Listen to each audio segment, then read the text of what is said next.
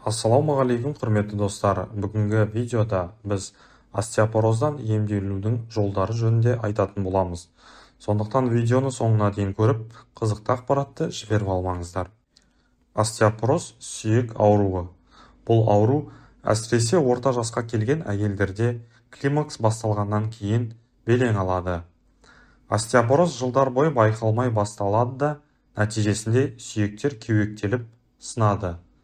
Аты жаман аурудың алдын алу үшін жас кезде, жүктілік кезде Д дәрумені мен кальцийді қажетті мөлшерде қабылдау керек.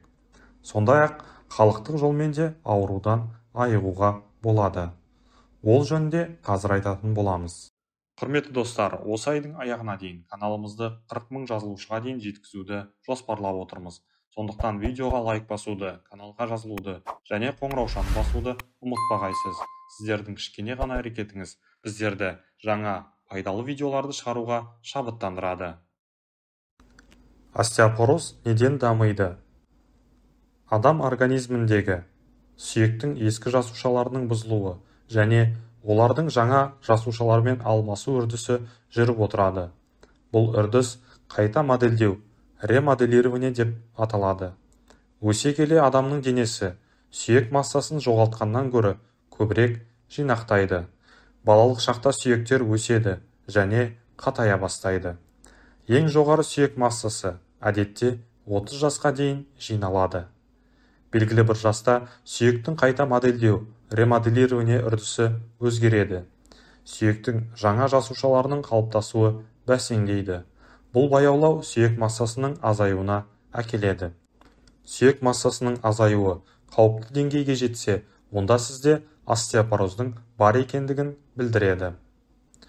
Остеопороздың симптомдары. Әдетте остеопороз кезінде ешқандай белгілер болмайды. Алайда бірнеше жылдан соң белдегі ауру сезімі, бойдың өсуінің тоқтауы және бүкірлік сияқты белгілер байқалады. Кейбір адамдар үшін аурудың ең алғашқы белгісі омыртқа немесе сан сүйегінің сынуы болып табылады. Егер остеопороз қауіпті болса, онда отыру, тұру, жөтелу немесе тіпті құшақтау сынықтардың дамуына әкелуі мүмкін. Кейбір адамдарда сыну кезіндегі ауру сезімі сүйектің жазылуына қарай азаяды. Ал кейбіреулерде ауру сезімі ұзаққа созылуы мүмкін. Сізде остеопороз дамуы мүмкін бе? Остеопорозбен ауыру мүмкіндігін жоғарылататын факторларға осылар жатады. Отбасылық анамнез, яғни остеопороз тұқым қуалайды. Жыныс. Әйелдер ерлерге қарағанда остеопорозбен 4 есе жиі ауырады. Жас. Остеопороз кез келген адамда болуы мүмкін. 50 жастан асқан әйелдер бұл аурумен жиі ауырады. Сүйек құрылымы және дене салмағы. Жүдеу әйелдерде остеопорозбен ауыру мүмкіндігі жоғары. Анамнезде сынықтардың болуы. Егер бір сынығыңыз болса, онда тағы да сынықтардың болу мүмкіндігі жоғары. Темекі тәуелділігі. Зерттеулер темекі шегетін адамдарда өткенде немесе қазіргі уақытта сүйек массасы төмен және сынықтардың даму қаупі жоғары екендігін көрсетеді. Дәрілер. Кейбір дәрі-дәрмектер аурудың даму қаупін жоғарылатуы мүмкін. Остеопороз бен менопауза. Менопауза кезінде әйелдерде эстроген гормонының деңгейі күрт төмендейді. Бұл сүйектің қайта модельдеу үрдісін баяулатады және ағзаның сүйек массасын жылдам жоғалтуын шақырады. Бұл менопаузадан кейін 10 жылға жуық созылады. Нәтижесінде сүйек массасын жоғалту жылдамдығы менопаузаға дейін болған жылдамдыққа қайта оралады. Алайда сүйектің жаңа жасушаларын жасау жылдамдығы жоқ. Бұл жалпы сүйек массасын азайтады және менопаузадан кейін әйелдерде сынықтардың даму мүмкіндігін жоғарылатады. Ерте менопауза 40 жасқа дейін остеопороз бен сынықтардың даму мүмкіндігін жоғарылатады. Сізде остеопороз бар екенін қалай білуге болады? Біріншіден, осы аурумен ауыру қаупі сізде қаншалықты жоғары екенін анықтауыңыз қажет. Өзіңіздің дәрігеріңізбен сөйлесіңіз. Сүйек тінінің тығыздығына арналған сынама қажеттілігін анықтаңыз. Сүйегіңіздің қаншалықты мықты екенін көру үшін жасалатын мұндай сканерлеу кезіндегі сәулелендіру мөлшері аз болады. Бұл әдіс остеопороздың бар жоғын анықтайтын жалғыз әдіс болып табылады. Остеопороздың емі. Остеопороз көптеген емдеу әдістері сүйек массасының азаюын тоқтатады және сынықтардың даму мүмкіндігін төмендетеді. Тамақтану рационын және өмір салтын өзгертуден бастаңыз. Мысалы, темекі шегуден бас тарту, өз рационыңызға көбірек кальций мен Д дәруменін қосу және спортпен шұғылдану. Алайда, кейбір адамдарға сүйек массасының азаюын тоқтату үшін дәрігер қажет болуы мүмкін. Остеопороздың алдын қалай алуға болады? Денсаулыққа қатысты осындай пайдалы әдеттер остеопороз бен сынықтардың алдын алуға көмектеседі. Олар физикалық жаттығулар, сүйек пен бұлшық еттерді нығайтады. Жүру, асықпай баяу жүгіру, теннис ойнау, билеу сияқты жүктемесі бар жаттығулар остеопороздың алдын алу үшін өте пайдалы. Аптасына 3-4 реттен кем емес жасау қажет. Сонымен қатар күш қолданатын жаттығулар және тепе-теңдікті сақтауға арналған жаттығулар бұлшық етті нығайтады және құлап қалудың алдын алуға көмектеседі. Бұл сүйекті сындырып алу мүмкіндігін азайтады. Өз рационыңызға кальций қосыңыз.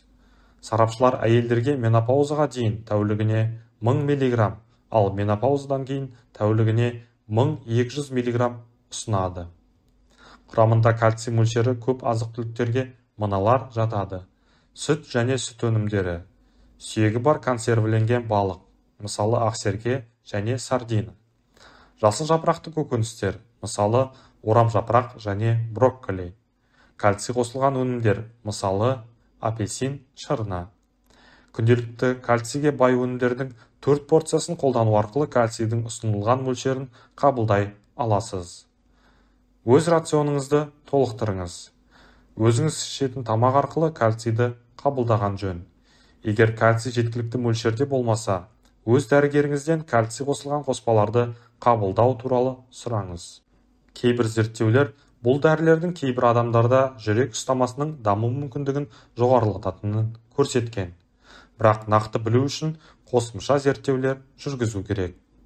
Сіз және сіздің дәрігеріңіз барлық қауіп-қатерді ескеріп, өзіңізге не пайдалы екенін шешуіңіз қажет. Көбірек Д дәруменін пайдалануыңыз қажет. Д дәруменін таза ауада, күн сәулесінен ала аласыз. Алайда көп мөлшерде қабылдамаңыз. Өйткені терінің қатерлі ісігі дамуы мүмкін. Сонымен қатар Д дәруменін жұмыртқа, ақсерке сияқты майлы балық, Д дәруменімен байытылған сүт және астық дақылдары қоспалардан ала аласыз. Күнде тамақтанудан 15 минут бұрын бір дана тас дәріні, мумияны ішесіз. Емделу мерзімі 20 күн. Жұмыртқаның қабықтарын тұмша пешке салып 30 минутқа қалдырыңыз. Әбден кепкен қабықты жақсылап ұнтақтайсыз. Сонан соң 150 грамм ұнтаққа 150 грамм ара желімі мен 75 грамм балды араластырып 2 шай қасықтан күніне 3 рет қабылдайсыз. Емделу ұзақтығы 2 ай. Біраз қасық ұнтақталған қызыл мия тамырына, солодкаға 2 стақан қайнаған су құйып тұндырасыз. Шамамен жарты сағаттан соң дайын болған тұнбаны сүзіп алып, жарты стақаннан күніне 4 реттен ішесіз. Емді тамақтанудан алдын ала жүргізу керек. 2 дана пиязды қабығынан тазалап турайсыз. Оны қызып тұрған майға салып қуырасыз. Сарғыш түске енген кезде 1 литр су құйып қайнатасыз. Бір қайнап шыққан соң отын бәсеңдетіп 15 минуттай баяу қайнатасыз. Емдік сорпаны 3-ке бөліп, әр тамақтанудан алдын ала ішесіз. Емді 1 ай бойы үзбей жүргізсеңіз, остеопороз ауруынан айығатыныңызға сеніңіз. Келесі рецепт: 20 грамм ақжелкен мен 20 грамм аскөкті шыны ыдысқа салыңыз. Үстіне 500 мл қайнаған су құйып, тұндырып қоясыз. Жарты сағаттан соң тұнбаны сүзіп алып, 100 мл-ден күніне 3 рет ішу керек. Емді 6 ай жүргізесіз. Келесі рецепт: біраз қасық ұнтақталған бақбақты, яғни одуванчикті 200 мл қайнаған суға салып, 30 минут тұндырасыз. Тұнбаны теңдей етіп 3-ке бөліп, әр тамақтанудан алдын ала қабылдайсыз. Емді 3 айдан 6 айға дейін жүргізу керек. Құрметті достар, видео ұнаған болса лайк басуды, каналға жазылуды, қоңыраушаны басуды ұмытпағайсыз. Видеоны достарыңызға, туыстарыңызға жіберіп, олардың да дені сау болуына өз септігіңізді тигізіңіз. Комментарийде келесіде қандай видео көргіңіз келетіні жөнінде жаза кетсеңіздер болады. Келесі видеоларда жүздескенше аман сау тұрыңыздар.